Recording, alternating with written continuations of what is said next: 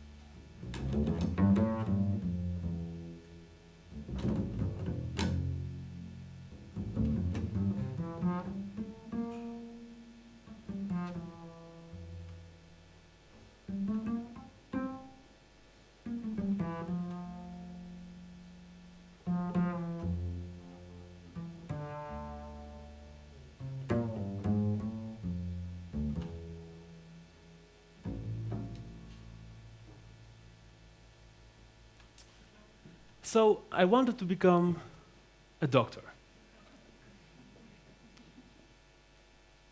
Yeah, when I was 12, I had this idea, this dream of working for Doctors Without Borders, being meaningful to the world, travel, adventure, and also working with people.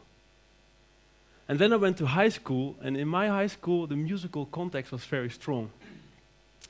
I started playing in a punk band, and I grew a mohawk, and I painted it blue, and we had a lot of fun with my friends.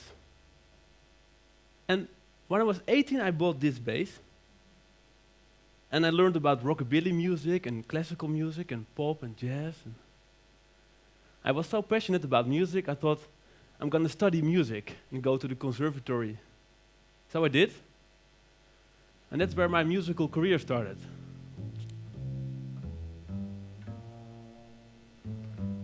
I met a lot of musicians and learned about music, and when I finished, I traveled around the world playing concerts everywhere. And I recorded albums with several bands, and I even made pretty good money with it. I could say I was living a comfortable life. But something was missing.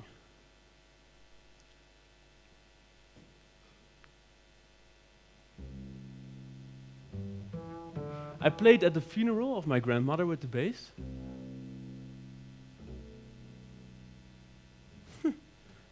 Look, I even fell from the bike together with the bass. I met my first girlfriend with the bass. I did everything with my bass. But why didn't I try to do anything without the bass?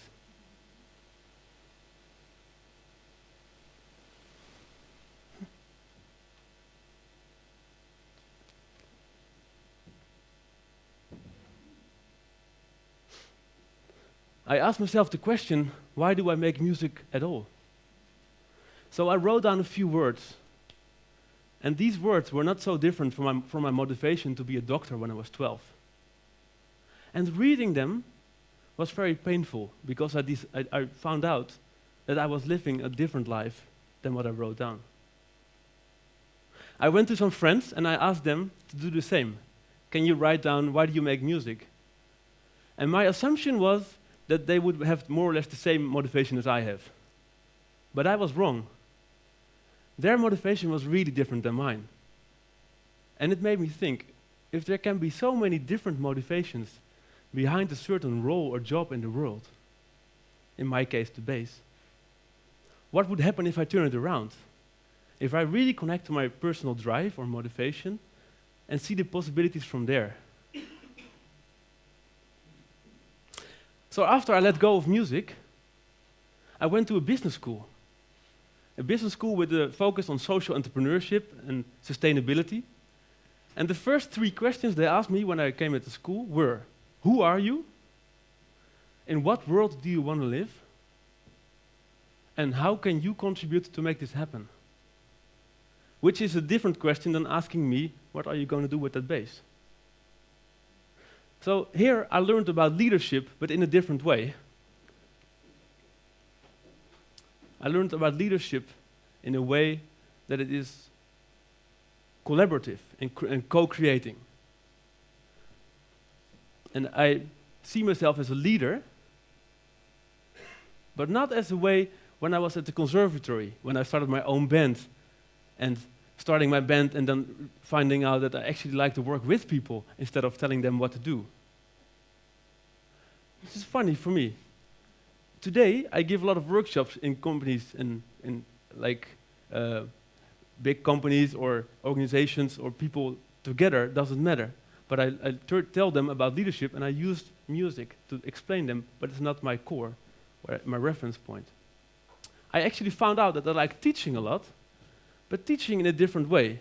When I was at the conservatory, I started teaching, and I went to a music school, I signed up, and I found out after one day of teaching that all the students, they were waiting for me to tell them what to do. I was exhausted after one day because they were draining my energy. At this business school, I found out that I like teaching a lot in a different way, in a co-creative way, and that I'm asking questions instead of giving the answers. I like to create my own context where I teach. And after a while, I even started playing bass again, but in a different way, very aware of the story I want to tell. And if it contributes to a world that I want to live in.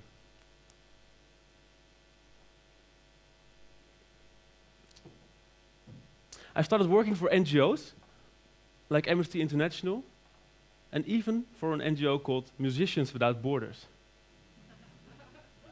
And they use the power of music to bring back communities together and heal the wounds of war. So in the end, I became a doctor. Sort of doctor.